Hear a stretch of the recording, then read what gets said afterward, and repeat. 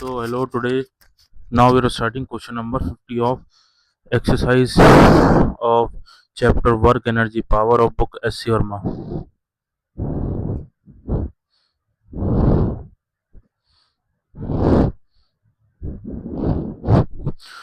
Question is saying that figure 8E12 shows two block A and B each having mass of 320 grams connected by a light spring passing over smooth light pulley. The spring surface on the block on which the block A can slide is smooth.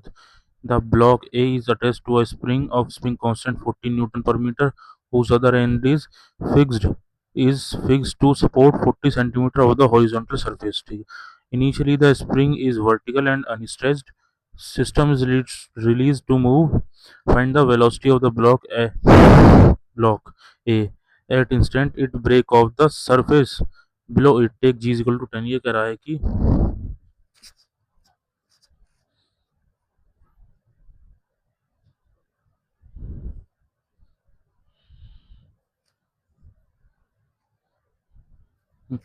ये एक block है और ये spring से attached है और इस यहाँ पर एक पुली लगी हुई है। पुली से ये जो मास है ये भी एम मास का है।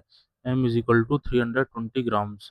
ये कह रहा है कि जब ये ब्लॉक नीचे जाएगा और जब ये कंडीशन ऐसी आ जाएगी कि ये है और ये ब्लॉक यहाँ पर आ गया और ये नीचे चला गया, एम मास और यहाँ से जो स्प्रिंग अटैच्ड है वो ऐसी हो गई। मतलब कि ये जब स्ट्रेस्ड हो जाएगी तो यहाँ पर ये इस सरफेस से कांटेक्ट लूज कर देगी। वहाँ पर इसकी वेलोसिटी बतानी है v कितनी होगी। ये क्वेश्चन में दिस इज आस्किंग। तो हमें पता है कि जब ये कांटेक्ट लूज करेगी तो ये इधर फोर्स लग रहा है, इसका स्प्रिंग फोर्स के एक्स, तो के ये थीटा है तो ऊपर लगेगा के एक्स कॉस थीटा, वो एम जी के बराबर हो जाएगा।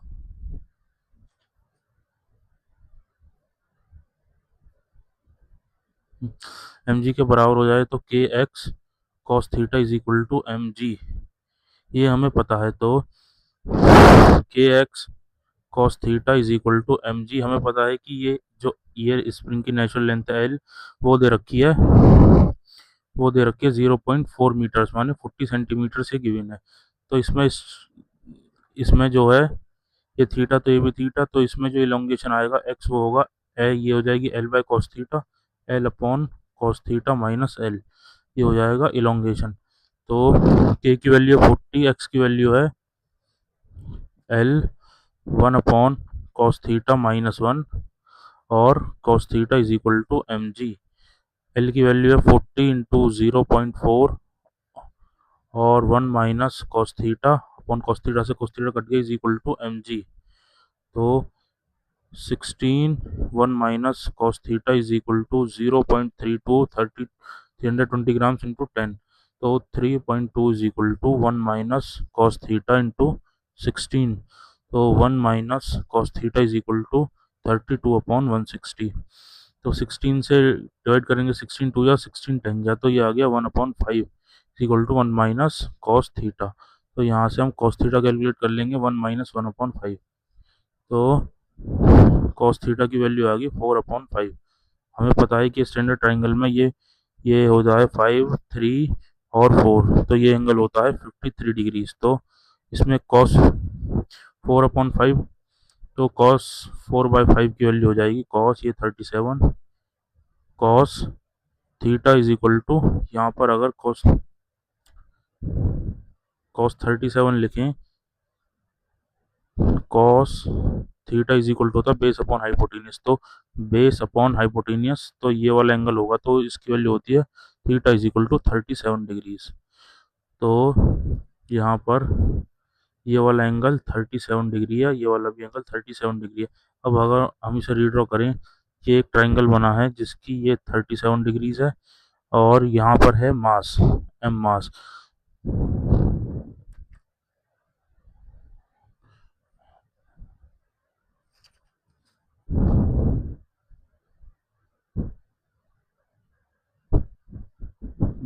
में पता है कि ये 0.4 है, तो ये हो जाएगा 0.4 cos 37, 0.4 upon cos 37, 0.4 upon cos 37 is equal to 0.4 upon cos 37 की वैल्यू 4/5, तो इससे कट गया तो ये आ गया 0.5, ये आ गया 0.5, और ये 0.5 है, और ये हो जाएगा 0.4 अपॉन साइन 37, तो ये हो जाएगा 0.3, हो जाएगा 0.3। तो ये जो ब्लॉक है वो कितना ये मूव करा है, यहाँ से यहाँ तक ब्लॉक यहाँ पर था और यहाँ से यहाँ आ गया, तो ये 0.3 मीटर्स ट्रेवल करा है। तो इसको अगर एक और बार रीड्रॉ करें तो ये 0.3, ये 0.5 और 0.4, तो ये वाला ब्लॉक इतना आगे गया है, तो ये पुली वाला ब्लॉक भी मान लो अगर यहाँ पर इनिशियल पोजीशन पे था तो वो भी 0.3 मीटर्स नीचे जाएगा, क्योंकि कंस्टेंट मोशन है।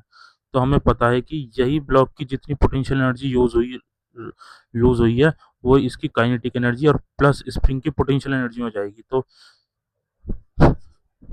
तो potential energy loss is equal to energy gain, energy loss is equal to energy gain, ये कंजर्वेशन ऑफ मैकेनिकल एनर्जी से आएगा। तो एनर्जी लूज हुई है 0.3 mg, 0.3 mg लूज हुई है, वही एक तो इसकी काइनेटिक एनर्जी में चली जाएगी, इसकी भी kinetic energy half M V square, इसकी kinetic energy half M V square plus half M V square plus इसकी potential energy half K X square, जहाँ पर एक्स की वैल्यू है ए 0.5 माइनस 0.4, तो 0.1। यहाँ से हम वेलोसिटी कैलकुलेट कर सकते हैं, 0.3 into 0.32 into 10 is equal to M V square plus 1/2 into 40 into 0.1, तो ये हो गया 332 इंटू 3, तो 0.96 is equal to 0.32 V square plus ये इस पॉइंट से ये गया तो ये +2 हाफ के एक्स स्क्वायर, तो ये हो जाएगा half K X square 1/2 into 40 into 1/100, तो ये 20 टाइम्स और 0 से 0, तो ये हो गया 2/10।